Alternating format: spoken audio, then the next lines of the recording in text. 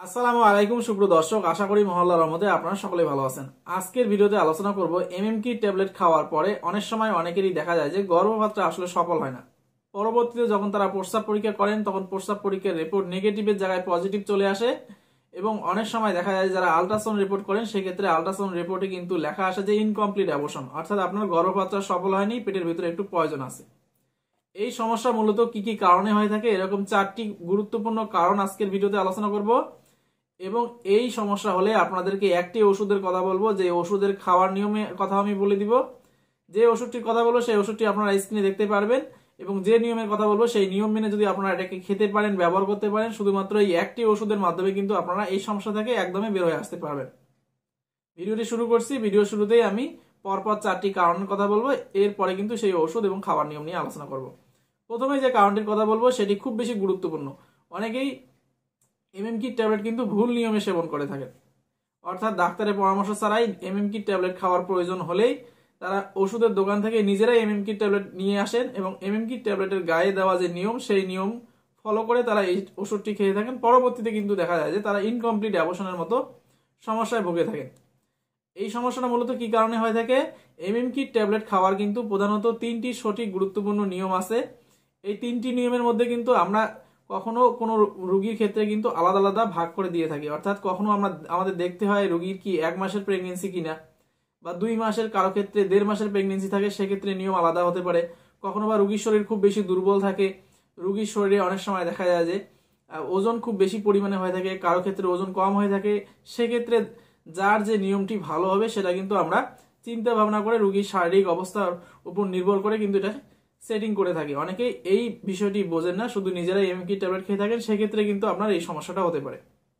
2 নম্বরে যে কারণটির কথা বলবো সেটি হচ্ছে রোগীর শরীরে যদি খুব বেশি পরিমাণে দুর্বল থাকে, অলসতা থাকে, ক্লান্তি, অর্থাৎ রোগীর শরীরে যদি হিমোগ্লোবিনের পার্সেন্টেজ কম থাকে, অর্থাৎ রক্তাল্পতার সমস্যা যদি রোগী ভুগে থাকেন, সেক্ষেত্রে যদি এমএমকি ট্যাবলেট সেবন করেন সেক্ষেত্রে কিন্তু আপনার সঠিকভাবে রক্তপাতটা হবে না।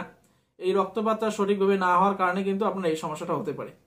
এমএমকি ট্যাবলেটে প্রধানত প্রত্যেকটি স্টেপে কিন্তু 5টি করে ট্যাবলেট দেওয়া থাকে। আপনারা স্ক্রিনে দেখতে পাচ্ছেন এই 5টি ট্যাবলেটের মধ্যে 2টি উপাদান দেওয়া থাকে। প্রথমে যে বড় ট্যাবলেটটি আপনারা স্ক্রিনে দেখতে পাচ্ছেন এটিতে দেওয়া থাকে মিফিফেস্টন 200 মিলিগ্রাম। এই ট্যাবলেটটি মহিলাদের শরীরে যাওয়ার পরে মহিলাদের গর্ভ অবস্থা কন্টিনিউ থাকার জন্য যে প্রজেস্টেরন হরমোন প্রাকৃতিকভাবে ক্ষরণ হয়ে থাকে সেটাকে পুরোপুরিভাবে বন্ধ করে দেয়। ফলে কি হয়, গর্ভে থাকা ভ্রূণটা কিন্তু খাবারের অভাবে মারা যায়। এবং পরবর্তীতে ছোট ছোট যে 4টি ট্যাবলেট আপনারা দেখতে পাচ্ছেন এটিতে দেওয়া থাকে মূলত মিসোপ্রস্টল 200 মাইক্রোগ্রাম।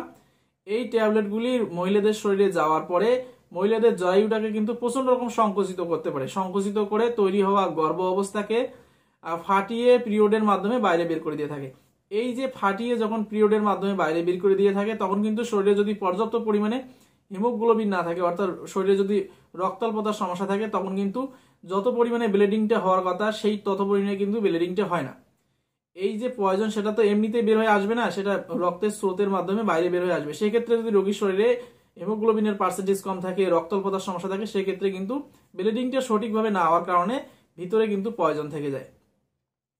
3 নম্বর যে কারণটির কথা বলবো সেটি হচ্ছে এমএমকি ট্যাবলেট খাওয়ার সময় অনেকেই খুব বেশি পরিমাণে টেনশন করে ফেলেন, অনেকেই ডিপ্রেশনে চলে যান, অনেক চিন্তা ভাবনা করেন, খাওয়া দাওয়া বন্ধ করে দেন। তখন কিন্তু দেখা যায় যে এই রোগীর শরীরে যখন সঠিকভাবে নিউট্রিশনটা আসবে না, তখন কিন্তু রোগীর শরীরে যে স্বাভাবিক কার্যকলাপ সেটার মধ্যে ব্যাঘাত ঘটে, রোগীর শরীরে এনার্জির অভাব হয়, সেক্ষেত্রে কিন্তু দেখা যায় যে ব্লিডিংটা সঠিকভাবে হতে পারে না। সেক্ষেত্রে কিন্তু অনেক সময় দেখা যায় যে এই ইনকমপ্লিট অ্যাবর্শনের মতো সমস্যা আপনার কিন্তু হতে পারে। 4 নম্বরে যে কারণটির কথা বলবো সেক্ষেত্রে হচ্ছে রোগীর শরীরে যদি এমএমকি ট্যাবলেট খাওয়া অবস্থায় হরমোনাল কোনো ইমব্যালেন্স থাকে, সেক্ষেত্রেও কিন্তু আপনার এই সমস্যাটা হতে পারে। অবশ্যই আমি বলবো এই সমস্যাটা আপনারা তো আর একা একাই বুঝতে পারবেন না যে আপনার কোনো সমস্যা হচ্ছে কিনা। আপনারা অবশ্যই এমএমকি ট্যাবলেট খাওয়ার আগে অবশ্যই ডাক্তারের পরামর্শ নেবেন, সেক্ষেত্রে ডাক্তারবাবুই আপনাদেরকে সেটিং করে দিবেন এবং সেই দায়িত্বটা কিন্তু ডাক্তারবাবু নেবেন। অ্যাবর্শনটা যদি সাকসেসফুল হয় সেই দায়িত্বটা কিন্তু ডাক্তারবাবু নেবেন, সেক্ষেত্রে আপনার কিন্তু আর কোনো সমস্যা হওয়ার কথা না। এই সমস্যাটা আসলে যে কোনো কারণে হয়ে থাকে, এটা থেকে বের হয়ে আসার যে উপায় সেটাই কিন্তু খুব বেশি গুরুত্বপূর্ণ, অর্থাৎ ট্রিটমেন্টটা কিন্তু খুব বেশি গুরুত্বপূর্ণ। এই সমস্যা যদি হয়ে থাকে সেক্ষেত্রে আমি যে ওষুধটির কথা বলবো সেটা আপনারা স্ক্রিনে দেখতে পাচ্ছেন, সাইটোমিস 200 মিলিগ্রাম ট্যাবলেট। এটার মধ্যে যে প্রিপারেশন দেওয়া থাকে সেটি হচ্ছে মিসোপ্রস্টল 200 মাইক্রোগ্রাম।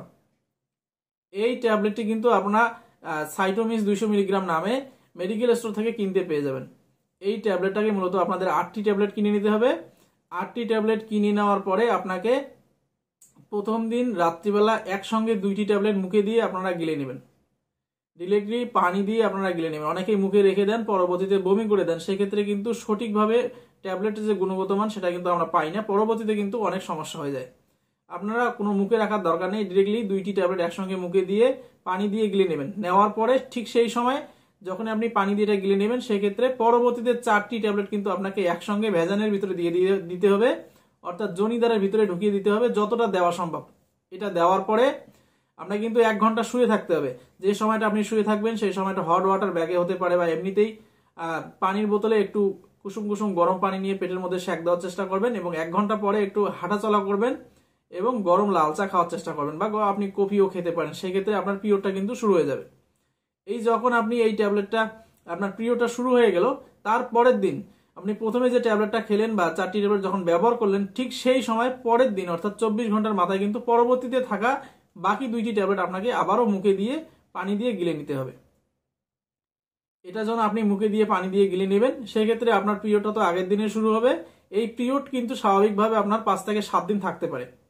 এই সময়টা আপনাকে সম্পূর্ণ রেস্টে থাকতে হবে। দিনে কমপক্ষে 3 বার আপনাকে অল্প অল্প করে গরম লাল চা খেতে হবে এবং পেটের মধ্যে কিন্তু আপনাদের এই যে গরম জলের যে শ্যাক সেটা হট ওয়াটার ব্যাগে হতে পারে বা এমনিতেই পানির বোতলে করে একটু করে শ্যাক দেওয়ার চেষ্টা করতে হবে এবং সম্পূর্ণ রেস্টে থাকবেন। কোনো ভারী কাজ করবেন না, কোনো চিন্তা ভাবনা করা যাবে না, খাওয়া দাওয়া সঠিকভাবে করবেন, বিশেষ করে অল্প অল্প করে আপনারা পানি বারবার পান করার চেষ্টা করবেন। সেক্ষেত্রে কিন্তু আপনার এই নর্মালি 5 থেকে 7 দিনের মধ্যে যখন ব্লিডিংটা বন্ধ হয়ে যাবে, এরপরে আপনি 10 থেকে 15 দিনের মাথায় আপনি যদি পরবর্তীতে প্রস্রাব পরীক্ষা করেন বা আল্ট্রাসাউন্ড রিপোর্ট করেন, তখন কিন্তু দেখা যাবে যে আপনার গর্ভপাতটা আসলে সফল হয়ে গেছে, আপনার পেটের ভিতরে আসলে আর কোনো প্রয়োজন নেই।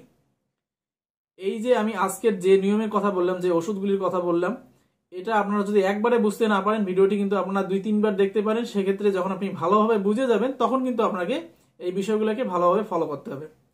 এমএমকি ট্যাবলেট খাওয়ার পরে ইনকমপ্লিট অ্যাবর্শনের যে সমস্যা নিয়ে আজকের আলোচনা, এটি মূলত এতটুকুই।